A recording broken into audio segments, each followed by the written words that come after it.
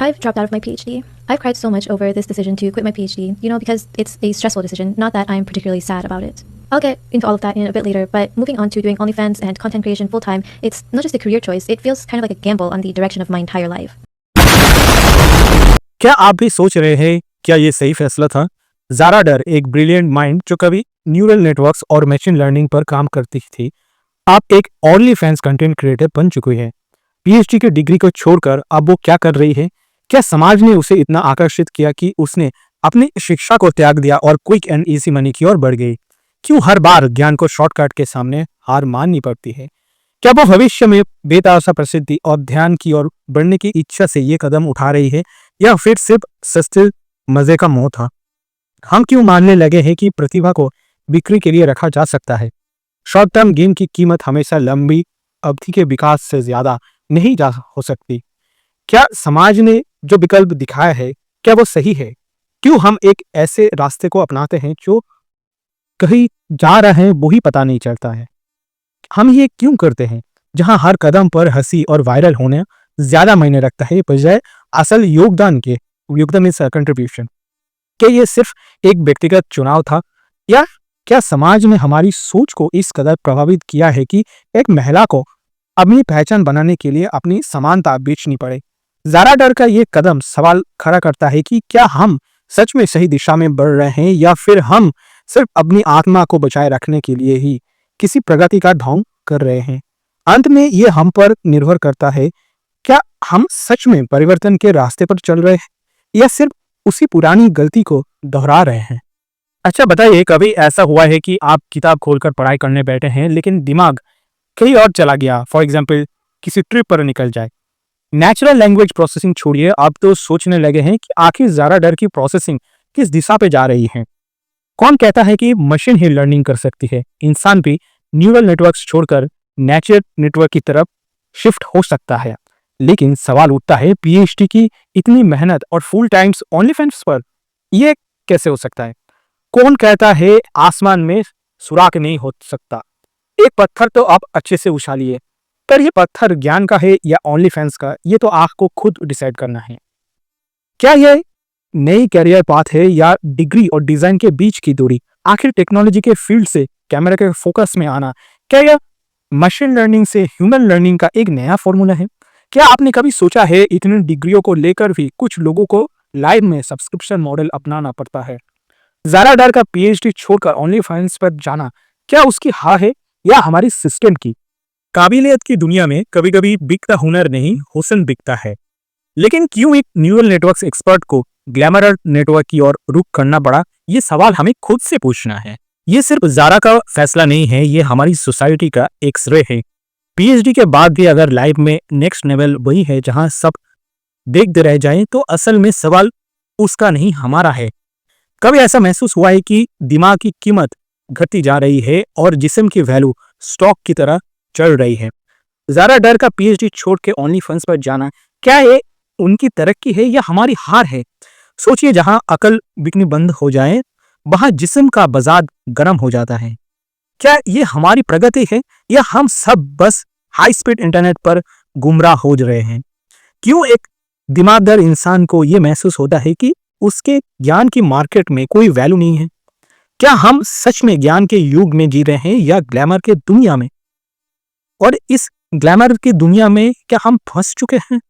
जब हुनर को पहचान नहीं मिलती तो हुनर भी शक करने लगता है। ज़ारा का रास्ता उसका चुनाव था या सिस्टम की मजबूरी? और असली सवाल, हम किधर जा रहे हैं? कभी सोचा है गलती किसकी है?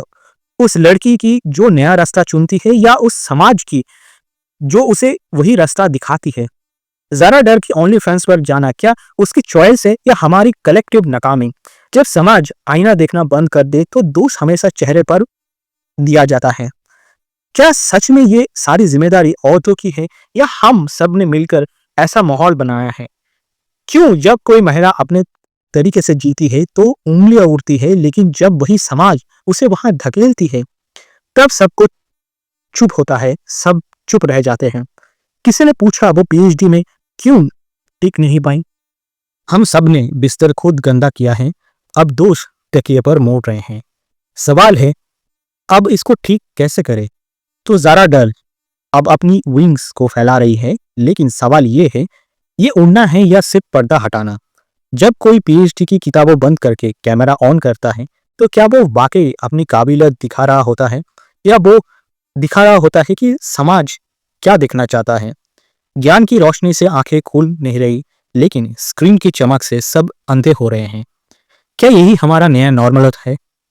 क्यों हर टैलेंटेड इंसान को खुद को बेचना पड़ता है, लेकिन दिमाग से नहीं, किस्म से? और क्या इस ऑडियंस एक्सपेंशन में हमने अपने नैतिक मूल्यों का कोई सब्सक्रिप्शन लिया है क्या? कहते हैं जहां उड़ानें बिकती है वहां परिंदे सोचा नहीं करते। लेकिन सोचिए, ये उड़ान किस कीमत पर आ रही है? तो जरा डर ने न्यूरल नेटवर्क से सीधा प्रीमियम नेटवर्क पर अपग्रेड कर लिया अपने आप को। सवाल ये है, कोडिंग की लाइसेंस से लाइफलाइन तक ये सफर इतना तेज कैसे हुआ? क्या ये करियर का नया वर्जन है या सिर्फ एक ग्लिच?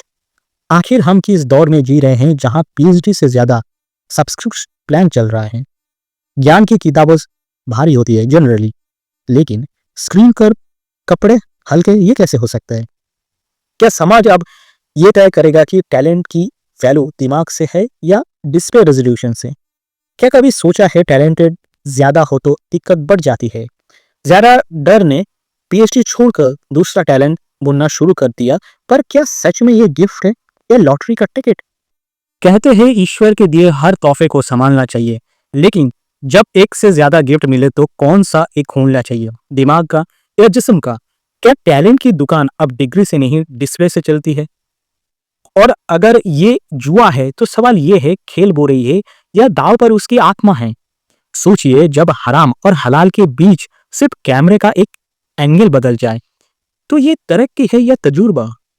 ये 2025 का सबसे बड़ा जुमला नहीं है तो और क्या है? पॉर्न को कपड़े उतारने को ये कंटेंट क्रिएशन कहना, जैसे चोरी को सरप्राइज गिफ्ट कह देना, दोनों एक ही है। पर सच में खेल वो खेल रही है या हम सब उस गेम के साइलेंट दर्शक हैं? कहते हैं don't hate the player, hate the game. लेकिन सवाल ये है कि गेम किसने बनाया और हम कब से टिकट खरीद रहे हैं? कभी ऐसा लगा है कि जिंदगी अब लाइक्स और रिव्यूज में सिमट गई है? काम, रिश्ते और जुड़ाव, सबका दाम डिजिटल वैलिडेशन के बाजार में लग चुका है। सोचिए, रिश्ते गहरे नहीं, इंस्टाग्राम स्टोरेज जितने छोटे हैं। प्यार में डीएम सिंह का जवाब आ जाए तो इश्क मुकम्मल लगता है। क्या मेहनत का असली मोल अब रील्स के सेकंड्स में तोला जाता है, या हम जब लेट स्टोरेज कैपिटलिज्म के वो किराएदार बन चुके हैं जो हमेशा भागते रहते हैं पर ना मंजिल मिलती है ना चैन? टेम्पररी प्लेजर में स्थायी खुशी कब मिली है? सोचिए, क्या हमने खुद को आत्म मूल्य के बजाय नहीं सेल्फ मार्केटिंग में बदल दिया है? अजीब बात है ना, पैसे से घड़ी खरीद सकते हैं पर सुकून का एक सेकंड नहीं, फिर भी भागना उसी के पीछे है। कहते हैं डोंट जज, पर सच कहे तो इस दुनिया में सबसे बड़ा धर्म अब करेंसी है। पैसा भाषा भी है, नियम भी और ताकत भी। लेकिन सवाल ये है, जब पैसा जिंदगी से बड़ा हो जाए तो क्या वाकई हम जिंदा है या सिर्फ काम कर रहे हैं? मनी इज ड्रग्स सुना तो होगा आपने, पर अब दिख भी रहा है, राइट? किसी की कीमत उसकी बैंक बैलेंस से तय होती है। क्या हम जीने के लिए कमा रहे हैं या कमाने के लिए जी रहे हैं? सोचिए, जब दौलत के पीछे भागते भागते सांसें थम जाए तो उसे जीत कहेंगे या हार? सोचिए, जिस टैलेंट से लहरें उठ सकती थी उसे किनारे लगा दिया बस एक क्लिक की कीमत पर। कहते हैं जहां हुनर बिकता है वहां इज्जत गिरवी रखनी पड़ती है, पर क्या सच में ये जरूरत थी या बस एक आसान रास्ता? काबिलियत को पॉर्न स्टार बनने में बदल देना ये तरक्की है या तौहीन? क्या हर बार शॉर्टकट ही एक लौता रास्ता होता है, या फिर ये सिस्टम हमें वही धकेल रहा है जहां से वापस लौटना मुश्किल है? कभी सोचा है इंसान अब फैसले एक्सेल शीट में करता है या दिल से? शॉर्ट टर्म फायदे और लॉन्ग टर्म नुकसान के बीच फंसे हम सब आखिर किस कीमत पर समझौता कर रहे हैं? आसान पैसा मगर बेचनी पड़े अपनी आत्मा, क्या ये सौदा बाकी फायदे का है या बस दिखता ऐसा है? बड़ी कमाई अब मेहनत से नहीं, मोरल वैल्यू गिरवी रखकर हो रही है। सवाल ये है, जब पैसा हाथ में होगा तब जमीर कहां होगा? क्या समाज सच में इस और बढ़ रहा है या हम सब इस दौड़ में बस आंखें मूंद कर भाग रहे हैं? जिस कीमत पर आत्मा बिके वो पैसा क्या काम का? क्यों हर बार हम इंस्टेंट ग्रेटिफिकेशन चुनते हैं और बाद में लॉन्ग टर्म पछतावा? कहीं ऐसा तो नहीं है कि सबसे महंगा सौदा सस्ती खुशियों का ही होता है? कभी लगा कि जिंदगी अब ईएमआई पर चल रही है, फौरन फायदा चाहिए, चाहे कीमत आत्मा से क्यों ना चुकानी पड़े? शॉर्ट टर्म पैसा, लॉन्ग टर्म पछतावा। पर सवाल यह है, जिस खुशी की एक्सपायरी डेट हो, वो असल खुशी है क्या? आजकल आसान पैसा वही कमा रही है जो खुद को थोड़ा थोड़ा रोज बेच रहे हैं। पर आखिर में ये कौन सा चीज बेच रहा है, या आखिर में बेचता क्या है? कहते हैं सौदा करो, पर खुद के साथ नहीं। पर समाज तो अब यही कर रही है ना? आखिर क्या सस्ता क्या है, जमीर या जिंदगी का खर्चा? सोचिए, जब हम खुद को डिस्काउंट पर बेचने लगे तब कीमत कौन तय करता है? क्या हम खुद के ग्राहक बन गए हैं, या ये दुनिया हमें सिर्फ सेल आउट देखना चाहती है? सोचिए, जब बटन को ताली मिलती है तो ऊंचाई पर कौन चढ़ना चाहेगा? आजकल हाल ये है कि जिस्म बेचना कंटेंट है और गिरावट फ्लेक्स। ज्यादा डर बस अपने कस्टमर की डिमांड पूरी करते है। लेकिन सवाल ये है, क्या हर डिमांड पूरी होनी चाहिए? कहते हैं जो बिकता है वही दिखता है, पर क्या इसका मतलब ये है कि हर चीज का सौदा जायज है?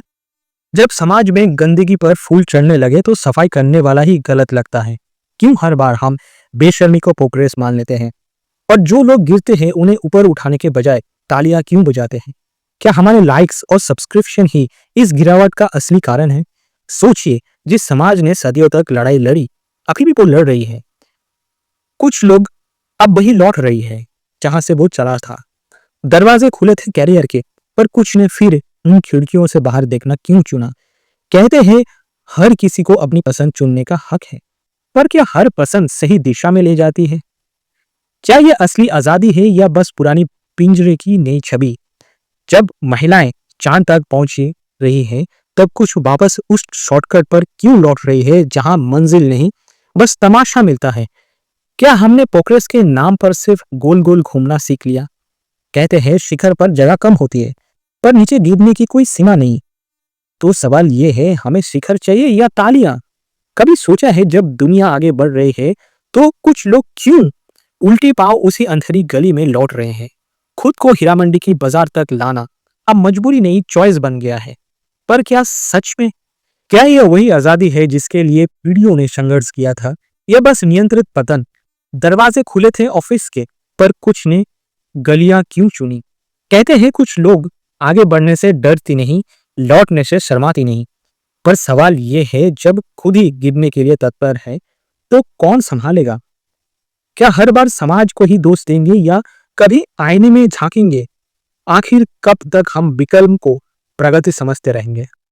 With this note, let's wrap up this video for today. Thank you guys for watching this video till the end. आपसे मुलाकात होगा नेक्स्ट वीडियो पे. Till then, bye bye.